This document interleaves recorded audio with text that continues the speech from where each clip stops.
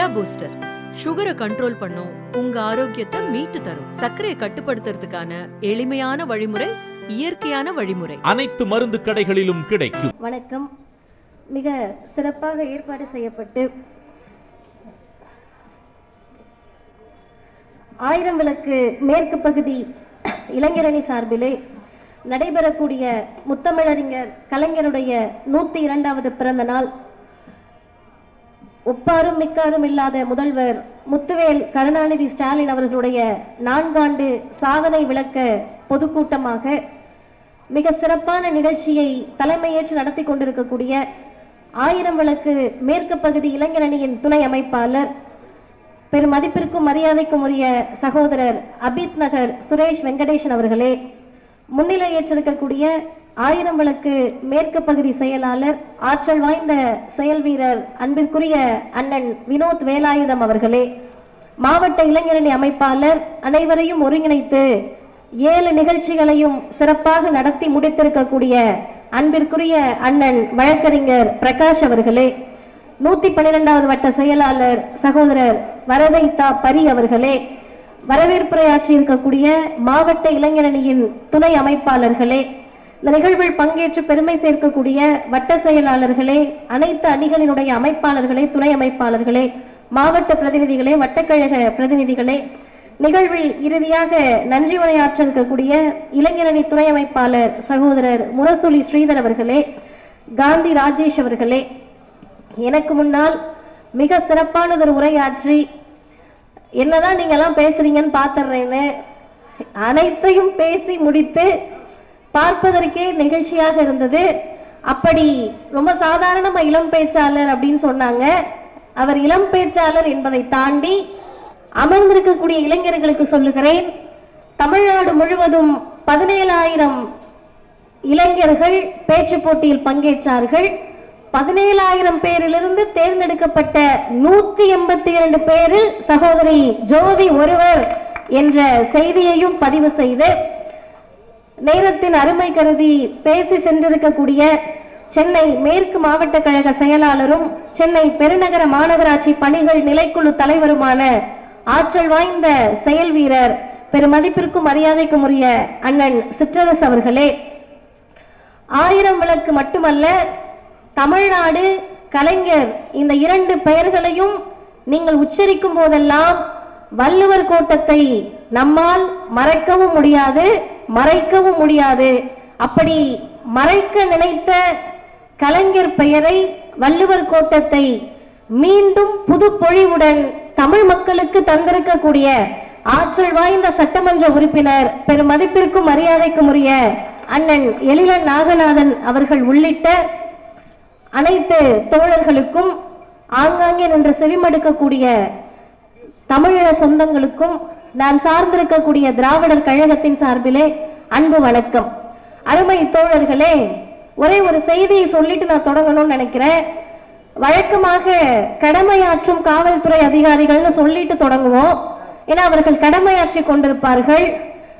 நிகழ்ச்சி இங்க நடக்குதுன்னு சொன்னா ரொம்ப நேரமா ஒருத்தவங்க பிரச்சனை பண்றாங்கன்றப்ப காவல்துறை அதிகாரிகள் மேடைக்கு அருகில் நின்று கடமையாற்ற வேண்டும் என்ற என்னுடைய அன்பான வேண்டுகோளை விடுத்து தொடங்குகிறேன். என பேசுற பேச்சாளர்களுக்கு இங்க அவரை இது பண்ணுங்க, இவரை இது பண்ணுங்கன்றது வேலை கிடையாது. இது உங்களுடைய வேலை.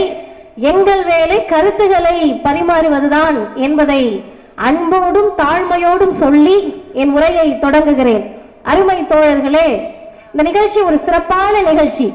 எவ்வளவு சிறப்பான நிகழ்ச்சின்னு கேட்டீங்கன்னா, எல்லா நிகழ்ச்சிகளுக்கும் நாங்க போவோம், இளம் பேச்சாளர்கள் வருவாங்க. உங்களை எத்தனை பேருக்கு அது தெரியும்னு தெரியல, அதுக்காக நான் சொல்றேன். இந்த இயக்கம் என்ன பண்ணுச்சு? கலைஞர் மறைந்து விட்டார், 102வது பிறந்த நாள். நானே இது எத்தனாவது கூட்டம் எனக்கு நினைவில்லை, அவ்வளவு கூட்டம் பேசுறோம். எதுக்குங்க பேசணும்? பெரியார் செத்து போயிட்டாருன்னா பாதி பேர் நம்ப மாட்டாங்க, சிலையை பார்த்து பயப்படுறாங்க. இந்த தலைவர்கள்லாம் என்ன பண்ணாங்க? எதுக்கு எப்ப பார்த்தாலும் திராவிடம் பெரியார்ன்றீங்களே, என்னத்தை கிழிச்சிங்க? லிட்டரலா கேட்கணும்னா பசங்க அப்படிதானப்பா கேட்பீங்க. சும்மா ஆகும்னா உங்க பேர்ல எழுதிக்கிறீங்க. என்ன பண்ணீங்க? என்ன பண்ணோம்னா 100 வருஷத்துக்கு முன்னாடி, உடனே போயிட்டீங்களா 100 வருஷத்துக்கு முன்னாடி அப்படின்னு ஏன்னா வரலாறு தெரியாததுனாலதான் வரவங்களெல்லாம் தலைவராக ஏத்துக்கிட்டு இருக்கோம். அதனால சொல்றேன், 100 வருஷத்துக்கு முன்னாடி பெண்கள் கூட்டத்துக்கு வர முடியாது, பேச முடியாது, இதெல்லாம் உங்களுக்கு தெரிஞ்ச கதை. ஒரு 50 வருஷத்துக்கு முன்னாடி கூட பெண்கள் நிகழ்ச்சிக்கு வருவாங்கன்னு சொன்னா அவங்கள அனுப்பி வைக்கிறதுக்கு வீட்டுல ரொம்ப யோசிப்பாங்க. இந்த இயக்கம் ஒரு புரட்சி பண்ணுது. என்ன புரட்சின்னு கேட்டீங்கன்னா, தந்தை பெரியார் சொல்லுகிறார், பெண்களே உங்களுக்காக ஆண்கள் பேசணும்னு நினைச்சீங்கன்னா அதை விட பிற்போக்கு ஒண்ணும் கிடையாது, நீங்களே பேசுங்கன்னார். அடுத்த கட்டம் என்ன ஆச்சுன்னா, திராவிடர் இயக்கத்தில் பெண்கள் பேச வந்தார்கள்.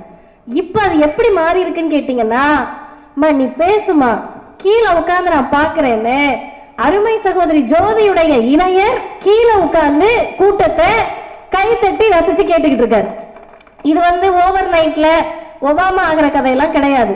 இன்னைக்கு நம்ம எல்லாருக்கும் ஒரு மாற்றம் வேணும், அப்படிதானே? இளைஞர்கள் இருக்கீங்கல்ல, கடைசி வரைக்கும் நான் பேசுறது கேக்குதுல்ல, எல்லாருக்கும் மாற்றம் வேணும்ல தோழர், மாற்றம் வேணும்ல தம்பி. ஆமா, ஏதோ ஒரு மாற்றம் வேணும். இன்ஸ்டன்ட் காஃபி மாதிரி உடனே அந்த மாற்றம் வந்துடணும், கிண்டுன உடனே கிடைக்கிற மேகி மாதிரி அந்த மாற்றம் வந்துடணும். இப்ப என்னதான் உங்களுக்கு எல்லாம் மாற்றம் வேணும்னு கேட்டா அதுக்கு நம்ம கிட்ட பதில் இல்ல. ஆனால் நான் இப்போது சரியா 5 செய்தி மட்டும்தான் என்ன மாற்றம் இந்த தமிழ் சமூகத்தில் வந்திருக்கு, எதுக்காக திமுகவை ஆதரிக்கணும், எத்தனையோ அரசியல் கட்சிகள் இருக்கிறது, ஏன் ஓரணியில் தமிழ்நாடு என்று சொல்லி இந்த அணியின் பக்கம் நிற்கணும். எனக்கு முன்னால் பேசிய எல்லோரும் எல்லா திட்டங்களையும் சொல்லிவிட்டார்கள், முதல்வருடைய சாதனைகளை சொல்லிவிட்டார்கள், கலைஞருடைய சாதனைகளை சொல்லிவிட்டார்கள். இப்ப எனக்கு என்ன விஷயம் அப்படின்னு கேட்டீங்கன்னா, திரும்ப திரும்ப தமிழ் சமூகத்திடம் ஒரு செய்தியை நான் நினைவுபடுத்த கடமைப்பட்டிருக்கிறேன். இந்த செய்திகள் எல்லாம் முன்வரிசையில் இருக்கக்கூடியவங்களுக்காக கிடையாது. ஏன்னா இந்த இயக்கத்தில் இவர்கள் எல்லாம் எப்படி வார்த்தெடுக்கப்பட்டிருக்கார்கள் சொன்னா, மேடைக்கு வந்த உடனே ஐயா மேடைக்கு வந்தாங்க, தள்ளாடிட்டு வந்தாங்க. அவங்க வந்த உடனே பிரகாஷ் எழுந்து அவருக்கு வழிவிட்டு அவரை அமர வைத்தார்கள். இப்படி தள்ளாடு, அப்படியே வயசுல ஒண்ணுமே முடியாது, பேசுவதற்கு நாக்கெல்லாம் உணரும்.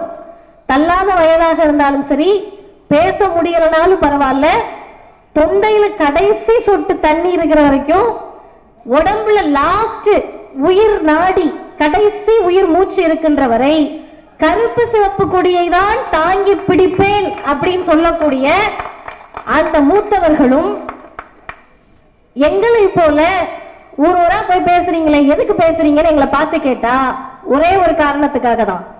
பதவி, சுகம், சுயநலம், பணம் வரும், அதெல்லாம் ஒண்ணும் கிடையாது. ஒரு பக்கம் இதெல்லாம் வர வர இன்னொரு பக்கம் இருள் வாழ்க்கையில சூழ்ந்துகிட்டே இருக்கும். அப்ப இதெல்லாம் விஷயம் கிடையாது. எதுக்காக பேசுறோம்னு சொன்னா, தந்தை பெரியார் சொன்னார், நன்றி என்பது பெற்றவர்கள் காட்ட வேண்டியதை தவிர கொடுத்தவர்கள் எதிர்பார்க்க வேண்டியதல்ல. இந்த இயக்கத்தால் நாங்கள் பெற்றிருக்கிறோம், இந்த இயக்கத்தால் பலனடைந்திருக்கிறோம், அதனால் இந்த இயக்கத்திற்காக பேசுகிறோம். அப்படி என்னங்க வாங்கினீங்க நீங்க? உங்களுக்கு என்ன செஞ்சாங்க? பெரியார், அண்ணா, கலைஞர், முதல்வர் இவங்கெல்லாம் உங்களுக்கு என்ன செஞ்சாங்கன்னா, இத்தனை பேர் உட்கார்ந்து இருக்கீங்கல்ல பசங்க, அதாவது இளைஞர்கள், நீங்க எல்லாருமே எனக்கு தெரிந்து ஏறக்குறைய பின்வரிசையில் இருக்கவங்க 20 இருந்து 30 வயசுக்குள்ள இருப்பீங்க, அப்படிதானே தோழர்?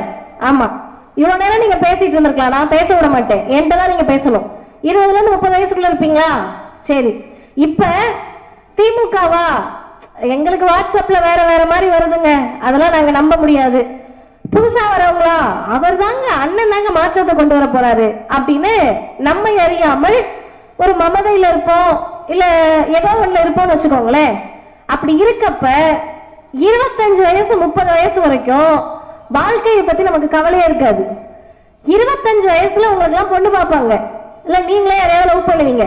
அப்படி லவ் பண்றப்ப பொண்ணு வீட்டுல அந்த பொண்ணு என்ன சொல்லணும்னா, டே ஏதாவது வேலைக்கு போடா, அப்பதானே எங்க வீட்டுல பேச முடியணும், அப்படிதானே? ஆமா. இல்ல உங்க அப்பா அம்மாவே பொண்ணு பாக்குறாங்கன்னு வச்சுக்கோங்க, தம்பி வேலைக்கு போடா, இப்படியே உங்க கூட சேர்ந்து பொய் பேசிக்கிட்டு வாட்ஸ்அப் ஃபார்வர்ட் மெசேஜை பார்த்துட்டு பிஜேபி கூடயும் அண்ணன் தம்பிங்களோடய சுத்திக்கிட்டு இருக்காதப்பா அப்படின்னு சொல்லுவாங்க. இப்ப சொந்த அப்பா அம்மா 25 வயசு ஆனோட நம்ம வாழ்க்கையை பற்றி ஏதோ ஒரு இடத்துல அவங்களுக்கு கவலை வரும்.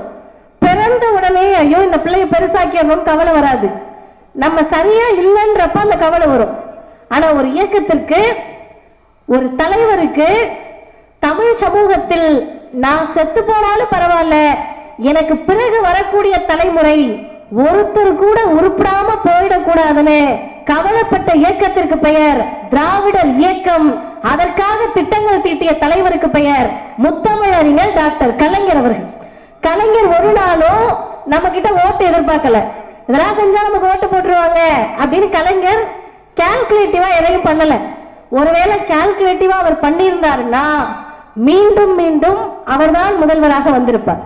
அப்ப அவருக்கு என்ன கவலை இருந்துச்சு, என்ன பிரச்சனை இருந்துச்சுன்னா, தமிழ் சமூகத்தை சுத்தி பார்க்கறாங்க. சுத்தி பார்க்கிறப்ப பாதி பேர் படிக்கல. ஏன் படிக்கலன்னு கேட்டா, காசு இல்ல, பணம் இல்ல, அதெல்லாம் கிடையாது. கீழடியில படிச்சிருந்தோம்ல, கீழடியை தோண்ட தோண்ட எழுத்து வருது, பானையிலிருந்து எழுத்து வருது. எழுத்தறிவு கொண்டவர்கள் தமிழர்கள் மார்கட்டி சொல்லிக்கிறோம்ல, கீழடி தாய்மடி எல்லாம் பேசுறோம்ல, அந்த பெருமை எதுக்கு வருது? கீழடியில நம்ம ஜாதிகாரவங்களா இருந்தாங்கன்னா, கீழடியில நம்ம மதத்துக்காரவங்க இருந்தாங்கன்னா கிடையாது. கீழடியில் அனைவரும் சமமாக இருந்தார்கள் என்பதற்காக தான் கீழடியை தமிழர்கள் தூக்கி பிடிக்கிறார்கள். இப்ப கீழடியில எழுத்தறிவு இருந்துச்சு, திருவள்ளுவர் படிச்சிருக்காரு, ஔவையார் படிச்சிருக்காங்க. இவங்கெல்லாம் படிச்சப்ப பெரியார் இல்ல, கலைஞர் இல்ல. அப்புறம் எப்படி நாங்கெல்லாம் படிச்சதுக்கு பெரியார் காரணம்ன்றீங்க? மதிவதனையும் ஜோதியும் படிச்சதுக்கு எப்படி பெரியார் கலைஞரும் காரணமா இருக்க முடியும்? அண்ணன் டாக்டரா எப்படி இந்த இயக்கம் காரணமா இருக்க முடியும்? கேள்வி சரிதான தோழர்? சரியான கேள்வி.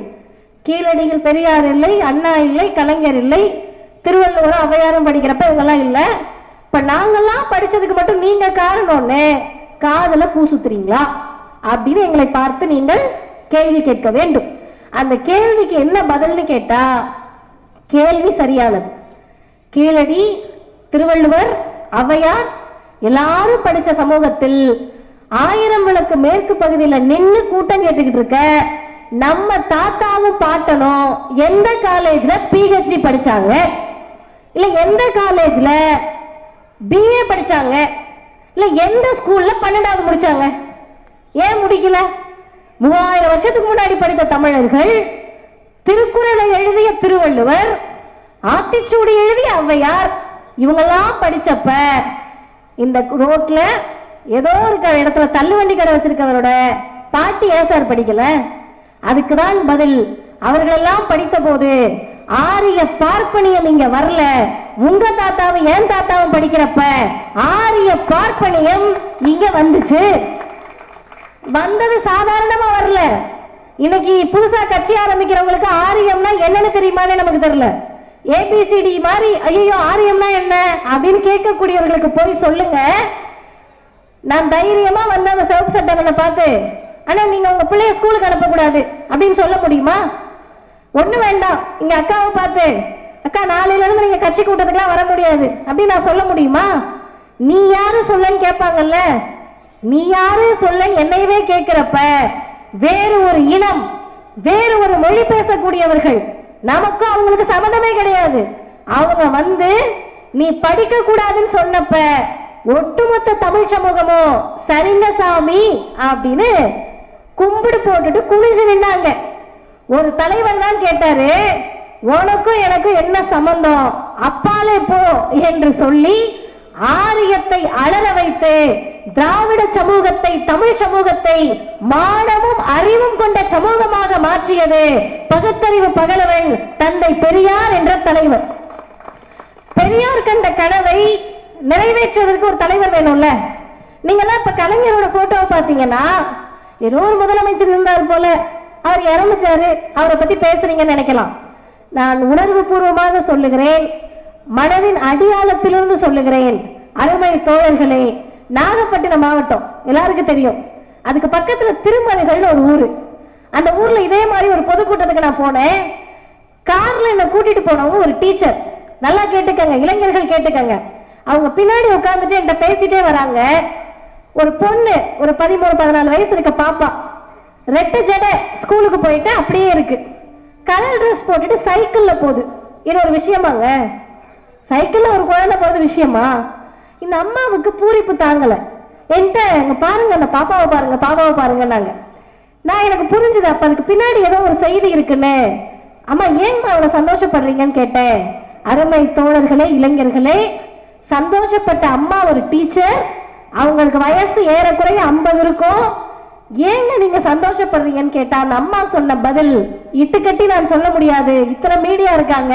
அவங்க சொன்ன பதில், அவங்களுக்கு 13 வயசு இருக்கப்ப அவங்க அண்ணன் சைக்கிள்ல ஏறி உட்கார்ந்துருக்காங்க. ஆசை வந்திருக்கு அந்த குழந்தைக்கு, சைக்கிள்ல ஏறி உட்கார்ந்துருக்காங்க. அதை பார்த்து அவங்க பெரியப்பா வந்து சைக்கிளோட தூக்கி வீசினாராம். அதுக்கு அவர் என்ன சொல்லியிருக்காரு, பொம்பளை பிள்ளை என்னத்துக்கு சைக்கிள் ஓட்டுறன்னு கேட்டிருக்காரு. இதை அவங்க சொல்லிட்டாங்க, முடிஞ்சிருச்சு. இன்னைக்கு அவங்க அரசு பள்ளியினுடைய ஆசிரியர். இந்த கூட்டத்துக்கு போக போக எனக்கு நினைவு எங்கெங்கயோ போய் நான் அங்கு சொன்ன செய்தியை இங்கு சொல்லுகிறேன். அவங்களுக்கு 50 வயசு இப்பன்னா ஏறக்குறைய 34 வருஷத்துக்கு முன்னாடி, 36 வருஷத்துக்கு முன்னாடி இருக்குமா, 40 வச்சுப்போமே, 40 வருஷத்துக்கு முன்னாடி சொந்த மகள், பெரியப்பாட சொந்த பிள்ளை தானே, சொந்த பிள்ளை சைக்கிள் ஓட்டுறதை தாங்கிக்க முடியாத பெரியப்பா இருக்க ஊர்ல, இருந்த ஊர்ல, இன்னைக்கும் இருக்க ஊர்ல தான் பெறாத பிள்ளைகளுக்கு காவல்துறையிலும் ராணுவத்திலையும் வேலை வேணும், சொத்துல சம உரிமை வேணும்னு 100 வருஷத்துக்கு முன்னாடி கேட்ட இயக்கத்திற்கு பெயர் திராவிடர் இயக்கம். தலைவர் தந்தை பெரியார். பெரியார் கண்ட கனவை யார் நிறைவேற்றினார்கள்? நிறைவேற்றுவதற்கு யாருக்கு துணிச்சல் வந்தது? பெண்களை காவல்துறையில் நியமித்து பெண்களுக்கு தகப்பன் சொத்து சரிசமமான உரிமையை தந்தவர் முத்தமிழறிஞர் டாக்டர் கலைஞர் அவர்கள். கலைஞரை உச்சி முகர்ந்து பாராட்டக்கூடிய நேரத்தில் முதல்வருக்கு நாம் நன்றி சொல்ல வேண்டும். இது ஒரு ப்ராசஸ். நீங்க மந்திரம் போட்டு முட்டை தயாரிச்சு விட்டு ஜீபூம்பா போட்டு அந்த மாற்றம் கிடையாது. பெரியார் நினைக்கிறார், கனவு காண்கிறார், கலைஞர் சாதிக்கிறார். அதற்கு ஒருபடி மேல போய் முத்துவேல் கருணாநிதி ஸ்டாலின் என்ற முதல்வர் என்ன பண்றாருன்னா, பெண்கள் பெயரில் சொத்தை பதிவு செய்தால் 1% உங்களுக்கு கட்டணம் கிடையாதுன்றாங்க. இதெல்லாம் எந்த மாநிலத்துல யோசிக்க முடியும்? பெண்களை பற்றி இவ்வளவு யோசிக்க வேண்டிய தேவை என்ன? இதெல்லாம் நான் பேசுறப்ப உங்க எல்லாருக்கும் ஆத்திரம் வரணும், உங்க எல்லாருக்கும் கோபம் வரணும்.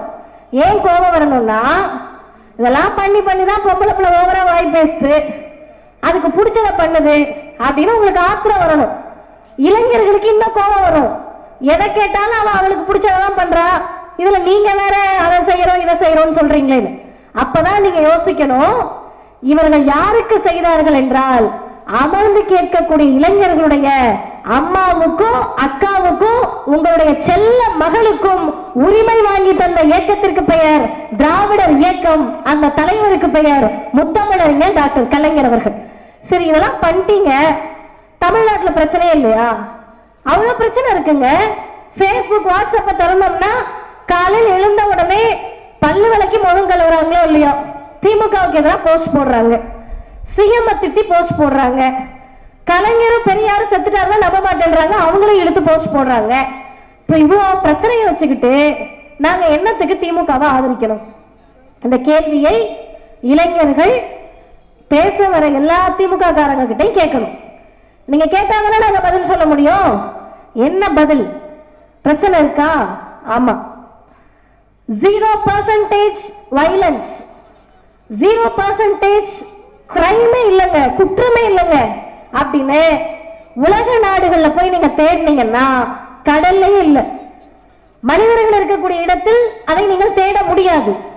அப்ப இதெல்லாம் இருக்கிறப்ப ஏன் முதல்வரை ஆதரிக்கிறோம், திமுக ஆதரிக்கிறோம்னா, பிரச்சனை நடந்துருச்சு சார்னு தகவல் வந்தா, ஓ அப்படியா, நாளைக்கு காலையில நான் டிவியை பாத்துக்கிறேன் அப்படின்னு சொல்லாம, பிரச்சனை நடந்ததை உறுதி செய்து பிரச்சனையில் அதிகாரிகளின் பக்கம் நிற்காமல் சாமானிய மக்களின் பக்கம் நிற்பதால் முத்துவேல் கருணாநிதி ஸ்டாலின் என்ற முதலமைச்சரை ஆதரிக்கிறோம். பிரச்சனை நடக்கிறப்ப அதிகாரிகளை காப்பாற்ற வேண்டும், ஆளும் வர்க்கத்தை காப்பாற்ற வேண்டும் அப்படின்னு நினைச்சா அதற்கு பெயர் அதிமுக, அமித்ஷா திமுக. மக்களோடு நிற்பேன் என்று சொன்னால் அதற்கு பெயர் திராவிட முன்னேற்ற கழகம் என்பதை தமிழ்நாட்டின் முதலமைச்சர் நிரூபித்திருக்கிறார். இப்ப யோசிச்சு பாருங்க, மத்தளத்துக்கு 2 பக்கம் இடி மாறி முதல்வர் 2021 தேர்தல்ல ஒரு ஸ்டேட்மெண்ட்டை முன் வச்சுதான் தேர்தலை சந்தித்தார்கள். திமுக காரங்களுக்கு தெரியும், இளைஞர்களுக்கு சொல்லுகிறேன், ஆதிக்கவாதிகளும் வேண்டாம் அடிமைகளும் வேண்டாம், அதுதான் அந்த ஸ்டேட்மெண்ட். ஆதிக்கவாதிகள் யாரு? பிஜேபி. அடிமைகள் யாரு? மரியாதைக்குரிய எடப்பாடி பழனிசாமி அன்கோ, அதை அதிமுக சொல்ல வேணாம், எடப்பாடி பழனிசாமி அன்கோன்னு வச்சுப்போம். இவர்கள் எல்லாரையும் ஒரே வரிசையில் நிறுத்தி ஏன் பார்க்கணும்? இவங்க எல்லாரையும் தனித்தனியா நம்ம டார்கெட் பண்ணலாமேன்னு கேட்டா, நான் வெளிப்படையாக சொல்லுகிறேன், 2026 தேர்தலில் 2 அணிதான் போட்டி போடுகிறது. 3 முனை 4 முனை 5 முனைலாம் இல்ல, அது சும்மா டி விவாதத்துக்கு வச்சுக்கலாம். 2 முனைதான். ஒரு முனைக்கு பெயர் பிஜேபி காவி கொடி தாங்கிய ஆரிய அணி, இன்னொரு அணிக்கு பெயர் கருப்பு சிவப்பு கொடி தாங்கிய திராவிட முன்னேற்ற கழக தலைமையிலான திராவிட அணி. இந்த 2 அணியில சண்டை நடக்க போகுது. இந்த சண்டை தேர்தலுக்கானதா? கிடையாது. இந்த தேர்தல் அடுத்த தேர்தல். அரசியலுக்கு வருகிற போது எல்லா தேர்தலையும் ஜெயிக்கிறவங்களா யாரும் கட்சி ஆரம்பிக்க மாட்டாங்க. பேரறிஞர் அண்ணா கட்சி ஆரம்பிச்சப்ப, வாருங்கள் தம்பிகளே தேர்தலுக்கு போவோம்னு சொல்லல, சிறைக்கு போவோம்னு கூப்பிட்டாரு. தந்தை பெரியார் இன்னும் ஒருபடி மேல போய் இயக்க ஆரம்பிச்சப்ப, என்கிட்ட வந்தனா 10 பைசா லாபம் இல்லைன்னு சொல்லிட்டு தான் இயக்க ஆரம்பிச்சாரு.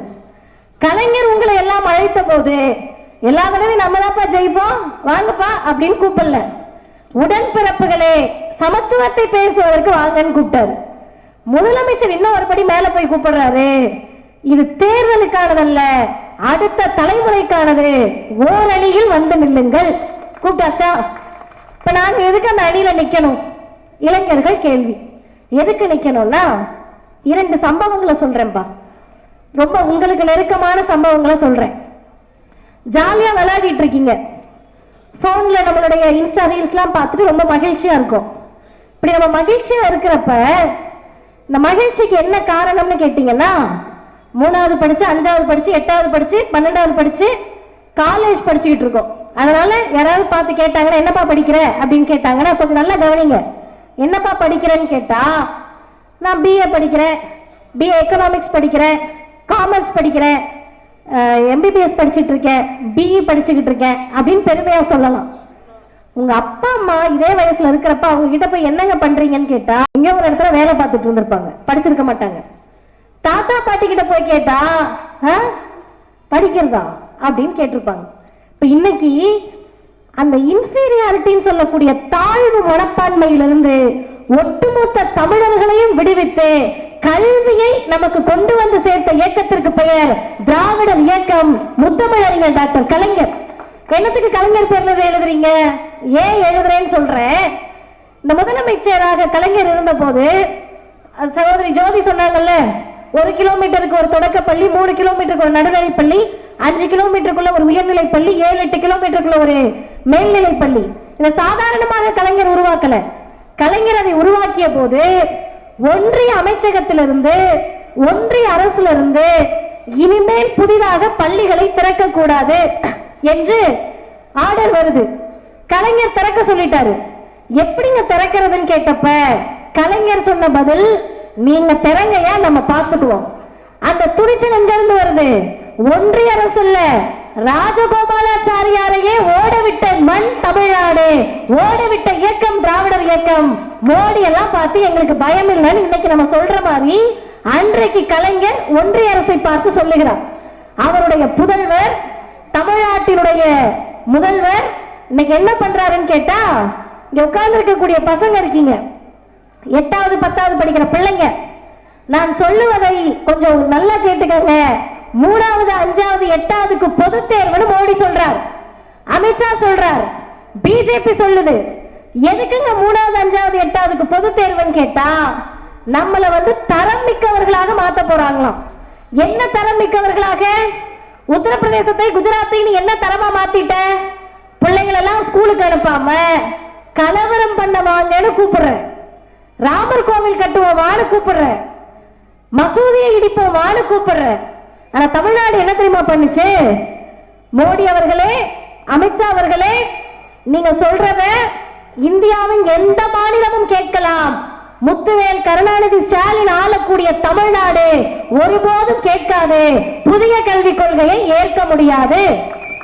சொல்லுவதற்கு துணிச்சல் வேணும். என்ன துணிச்சல்? மோடி கிட்ட என்ன இருக்கு? பிஜேபி கிட்ட என்ன இருக்கு? யூனியன் கவர்மெண்ட் கிட்ட என்ன இருக்கு? எல்லாமே இருக்கு சார். பணம் இருக்கு, பலம் இருக்கு, பார்லிமெண்ட்ல அதிக உறுப்பினர்கள் இருக்கிறார்கள், எல்லாத்துக்கும் மேல ஈடி இருக்கு, ரெய்டு இருக்கு, இன்கம் டாக்ஸ் இருக்கு, இத்தனையும் இருக்கு. முக்கிய அமைச்சர்களை எல்லாம் டார்கெட் பண்ணி அமலாக்கத்துறையை அனுப்புகிறார்கள், அச்சுறுத்துகிறார்கள், ஆட்சியை கலச்சிடுவோடு பயமுறுத்துகிறார்கள். இவர் சொல்லுகிறார், பதவி பறிபோனாலும் பரவாயில்லை, தமிழ்நாட்டில் ஒத்த புள்ள படிப்பு கூட போயிடாம காத்திருக்க வேண்டிய பொறுப்பு எனக்கு இருக்கிறது. அதனால் திமுகவை ஆதரிக்கிறோம். இன்னும் 2 செய்திகளோடு நான் நிறைவு செய்கிறேன். விருதுநகர் மாவட்டம், நீங்க எல்லாரும் டிவியில பார்த்திருப்பீங்க, பசங்க ரீல்ஸ்ல எல்லாம் வந்துச்சு பார்த்திருப்பீங்க. ஒரு பாப்பா இவ்வளவுதான் இருக்காங்க, எனக்கு முட்டி அளவு இருக்காங்க. எனக்கு முட்டி அளவு இருக்காங்கன்னா அவங்க எத்தனாவது படிப்பாங்க? 4th standard, 5th standard, 2nd standard தம்பி சொல்ற மாதிரி படிப்பாங்க. அந்த குழந்தை எத்தனாவது படிக்கிறதா? 12வது முடிச்சிருக்கு. எப்படி அப்படி இருக்குன்னு கேட்டா, அந்த வளர்ச்சி குறைபாடு மாற்றுத்திறனாளி அந்த பாப்பா. அவங்க மார்க் எடுக்கிறாங்க. செய்தியாளர்கள் எல்லாம் போய் விருதுநகர்ல அந்த பொண்ணு வீட்டுக்கு முன்னாடி நிக்கிறாங்க. அரசு பள்ளியில் படித்த குழந்தை. எதுக்கு சார் இந்த குழந்தைய போய் நீங்க நிக்கிறீங்கன்னு கேட்டா, அந்த பொண்ணுட்ட பேட்டி எடுக்கிற போது அந்த குழந்தை சொல்லுகிறது, 12வது முடிச்சிட்ட, எங்கம்மா படிக்க போறேன்னு கேட்டா அந்த குழந்தை சொன்ன பதில், அருமை இளைஞர்களே, நின்று கேட்கக்கூடிய பொதுமக்களே, அதிமுக பிஜேபியில் இருக்க யாராவது எங்கேயாவது நின்னீங்கன்னா நல்லா கேட்டுக்கங்க. அந்த குழந்தை சொன்னது, நான் ஐஐடியில போய் படிக்க போறேன். ஐஐடியில படிக்க போறேன்னா உங்க அப்பா அம்மா யாரு? பணக்காரங்களா? அப்பா அம்மா யாரு? டாக்டரா, இன்ஜினியரா? ஒண்ணும் கிடையாது. அப்பா டீ கடையில வேலை பார்க்கிறாங்க, அம்மா பட்டாசு தொழிற்சாலையில வேலை பார்க்கறாங்க. இது ஏதோ படம் கிடையாது, சர்க்கார் படம் இல்ல, ரியல் டைம்ல நடக்குது. 2 வாரத்திற்கு முன்னால் அப்பா டீ கடையில வேலை பார்க்கிறாரு, அம்மா பட்டாசு தொழிற்சாலையில வேலை பார்க்கறாங்க. விருதுநகரில் பிறந்த அந்த குழந்தை ஐஐடியில போய் என்ன படிக்க போகுது? அதுதான் செய்தி. Aerospace engineering. நம்மள எத்தனை பேருக்கு ஏரோஸ்பேஸ் இன்ஜினியரிங்னா என்னன்னு தெரியும்னா பாதி பேருக்கு தெரியாது. அதுல அவமானம் ஒண்ணும் கிடையாது. பாட்டம் படிக்கல, தாத்தா படிக்கல, பாட்டி படிக்கல, இப்பதான் ஃபர்ஸ்ட் ஜெனரேஷன் படிக்க வரும், தெரியலன்னா பிரச்சனை கிடையாது. நான் போயிட்டு அதற்கு தமிழாக்கத்தை பார்த்தேன், உள்ளபடியே வியந்து போனேன். விருதுநகரில் பிறந்த அந்த குழந்தை விண்வெளிக்கு பயணப்பட போகிறது. அதை சாதித்தது எது என்று கேட்டால், தமிழ்நாட்டு முதலமைச்சருடைய நான் முதல்வன் என்ற திட்டம். இது அந்த பிள்ளையுடைய வாழ்க்கையை மட்டும் மாத்தல, அது அந்த குழந்தைக்கானது கிடையாது. பக்கத்து வீட்டுல சொல்லுவாங்க, சார் பா அந்த பாப்பா படிச்சு போகுதுலாம் உன்னால போக முடியாதா? பா அது போச்சுன்னா நான் முதல்வன் திட்டத்துல போச்சுப்பா, நான் எப்படிப்பா போறது? டேய் நீயும் அரசு பள்ளியில தானே படிக்கிற, நான் முதல்வன் திட்டத்துல நீயும் போலாம்டா அப்படின்னு இந்த பிள்ளைங்க எல்லாம் படிக்க வர்றப்ப 26ல மாற்றம் வேணும்னு கேட்டா, விருதுநகர் மாவட்டத்துல அந்த கிராமத்துல சொல்லுவாங்க, ஏற்கனவே மாற்றம் வந்ததால் தான் டீ கடையில வேலை பார்க்கிற எங்க பிள்ளை விண்வெளிக்கு போகுது, நீங்க போயிட்டு வாங்கப்பான்னு சொல்லுவாங்க. இந்த இயக்கம் செய்யற மாற்றம் அது. இறுதியாக ஒன்றை சொல்லி முடிக்கிறேன். பேச ஆரம்பிச்சதுல இருந்து என் பேச்சு முடிகிற வரை படிப்பை பத்தி மட்டும்தான் நான் பேசினேன். கவனிச்சு பார்த்துருந்தீங்கன்னா தெரியும், என்னத்துக்கு எப்ப பாரு படிப்பு படிப்பு படிப்புன்றீங்கன்னு. அண்ணன் எழிலன் அவர்கள் பேசுறப்ப அவர் உச்சி முகர்ந்து ஒரு செய்தியை சொன்னாரு. இங்க சாதாரணமா குடிசையில இருந்த பிள்ளை இன்னைக்கு ஐபிஎம்ல வேலை பார்க்குதுன்னு. அவங்க என்ன ஒரு சொந்தக்காரா? இல்ல விருதுநகர்ல இருக்க பாப்பாவை பத்தி நான் சந்தோஷமா பேசுறேன், என் சொந்தக்கார பிள்ளையா? இல்ல. திமுக இந்த திராவிடர் இயக்கம், இவங்க யார்கிட்ட போய் நீங்க கேளுங்க, தமிழ்நாட்டின் கடைகோடியில் ஒரு குழந்தை படித்து பட்டம் பெற்றாலும் சொந்த பிள்ளை படிச்சு பட்டம் வாங்குற மாதிரி சந்தோஷப்படுவோம், மகிழ்ச்சி அடைவோம். என்ன தெரியுமா காரணம்? சாதாரணமா வரல சார். நமக்கு என்ன ஆத்திரம் வருது, எரிச்சல் வருதுன்னு கேட்டா, வரவங்க எல்லாம் திமுகவை எதிர்ப்பேன், பிஜேபி எதிர்ப்பேன். திமுகவையும் பிஜேபியையும் ஒரே நேர்கோட்டில் வைத்து யார் பேசினாலும் அது அப்பட்டமான பித்தலாட்டம். எப்படி ரெண்டையும் சேர்த்து வச்சு பேசுவீங்க? பிள்ளை படிக்க கூடாதுன்னு புதிய கல்விக் கொள்கையை கொண்டு வருவது பிஜேபி, எதிர்ப்பது திமுக.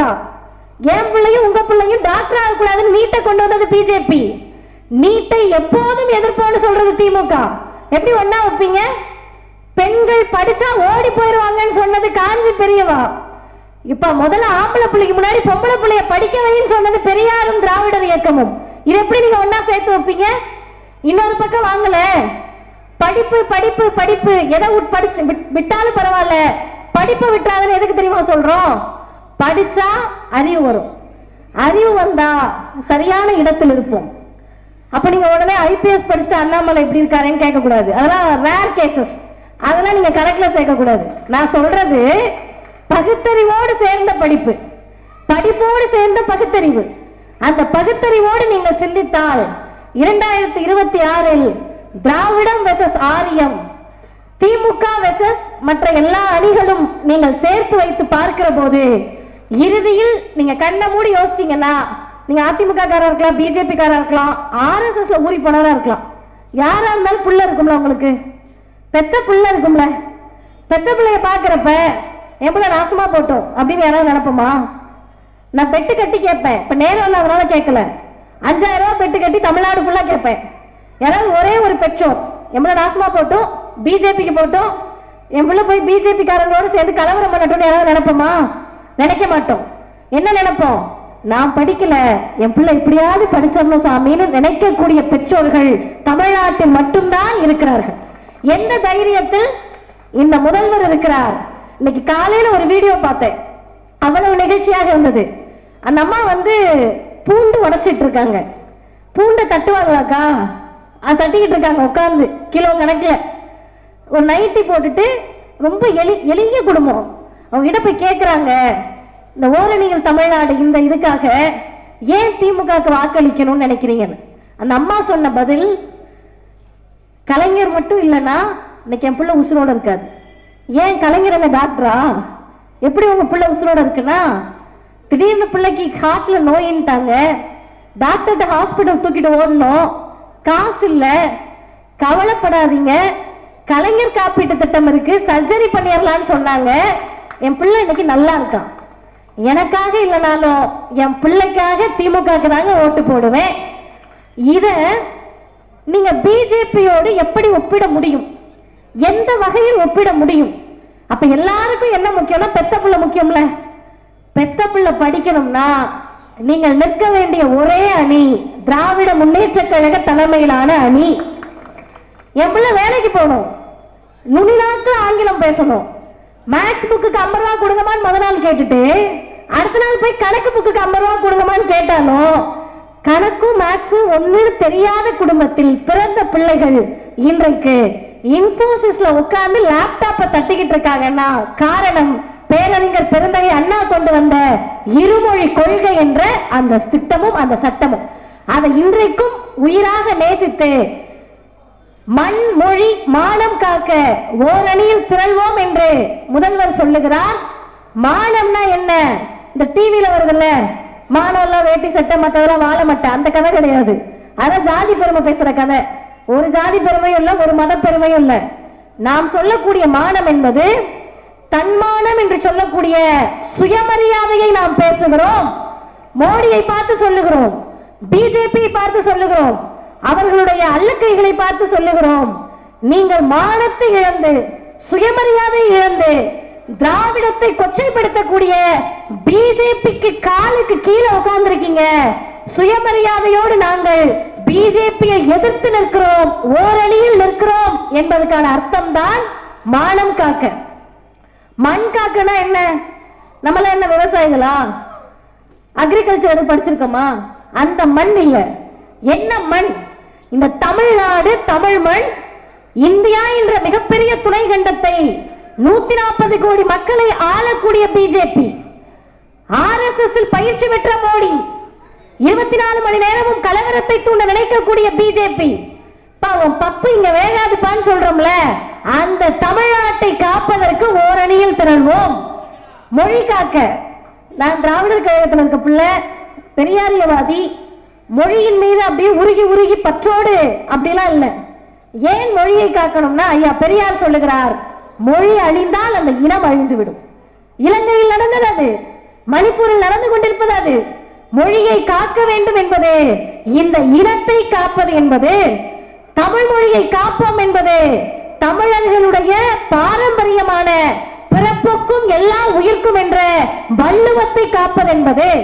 அந்த வகையில் உங்க பிள்ளையும் எங்க பிள்ளையும் ஒழுங்கா படிச்சு வேலைக்கு போய் சமத்துவத்தோடு சுயமரியாதையோடு பகுத்தறிவோடு சமூக நீதியோடு மனுஷங்களா வாழணும்னா 2026 மட்டுமல்ல, இன்னும் பல பத்தாண்டுகளுக்கு ஓர் அணியில் முத்துவேல் கருணாநிதி ஸ்டாலின் என்ற இந்த முதலமைச்சர் தான் முதல்வராக இருக்க வேண்டும் என்பதை தெரிவித்து, இதே நாளில் இளைஞரணி செயலாளராக பொறுப்பேற்று 7 வருடங்களில் பலரை உருவாக்கி இருக்கக்கூடிய, அதுதான் முக்கியம், அவர் செய்த பல சாதனைகளில் முதல் சாதனை எதுன்னு கேட்டா, ஆரியத்தை எதிர்த்து நிற்பதற்கு திராவிடம் என்ற பெரும் படையை உருவாக்கி இருக்கக்கூடிய அண்ணன் உதயநிதி அவர்களுக்கும் எங்கள் கழக தலைவர் ஆசிரியர் சொல்லுவார், முதல்வரை ஆதரிப்பது என்பது முதல்வரை இல்ல, திமுகவை ஆதரிப்பது என்பது திமுகவை அல்ல, எங்கள் தலைமுறையை பாதுகாப்பதற்காக திமுகவை பாதுகாக்க நினைக்கிறோம், இந்த முதல்வரை பாதுகாக்க நினைக்கிறோம் என்று சொல்லி முடிக்கிறேன். வாய்ப்புக்கு நன்றி, வணக்கம்.